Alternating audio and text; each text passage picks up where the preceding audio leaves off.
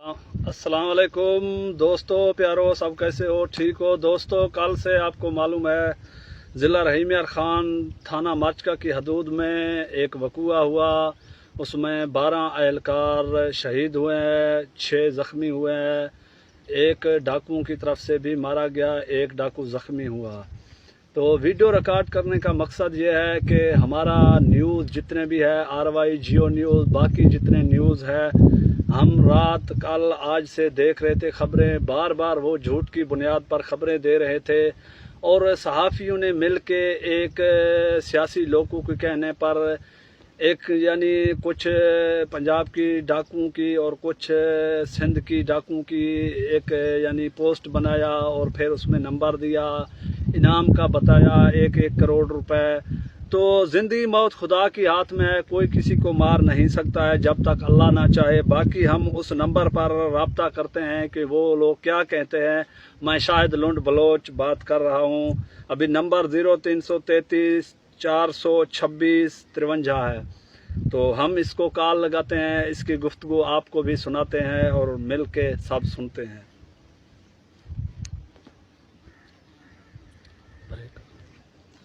कौन आप कौन बात कर रहे हैं सर? महकमा दाखिला, मैं ज़िला राजनपुर तहसील रुझान कच्चे से बात कर रहा हूँ, शाहिद लुंड बलोच। सर आपने जो ये पोस्ट चलाया हुआ है तकरीबन इसमें 20 डाकुओं की, तो आपने इनामात वगैरह इस तरह का लगाए हुए हैं। तो असल जो सर मुजरिम है, जहाँ मुलाजिम शहीद हुए हैं वहाँ उन लोगों की तो 1-2 नाम भी नहीं है। तो बाकी ये सब पंजाब की लोगों की आपने नाम रख दिया जिनकी कौमी तकरार है, इसी तरह का मामले है।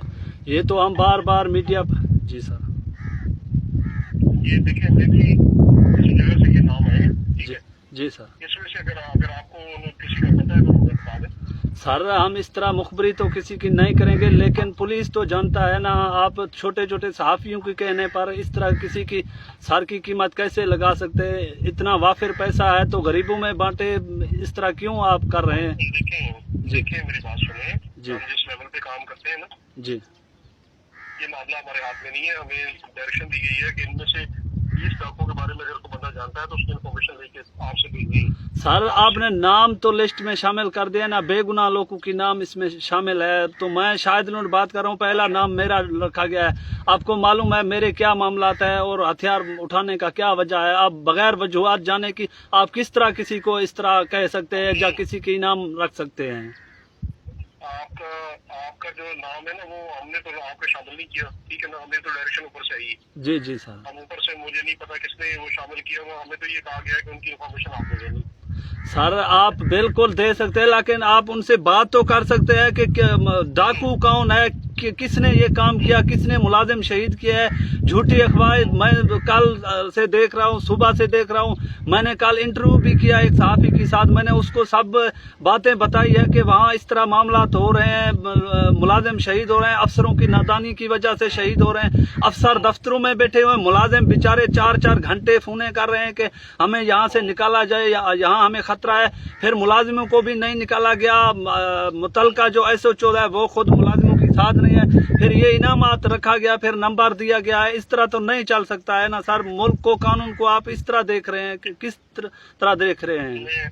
मैं आपके जज्बात को ऊपर पहुंचा दूंगा, ठीक है, अपनी हायर अथॉरिटी को। हाँ सर, इस लिस्ट को खत्म करे, दोबारा लिस्ट बनाए, असल डाकुओं की बनाए, जो मुजरिम है उनके बनाए, जिन्होंने ये काम किया उनकी लिस्ट जारी करें ना। बेगुनाह लोगों की हर एरे गेरे की आप इस तरह तो लिस्ट जारी नहीं कर सकते ना।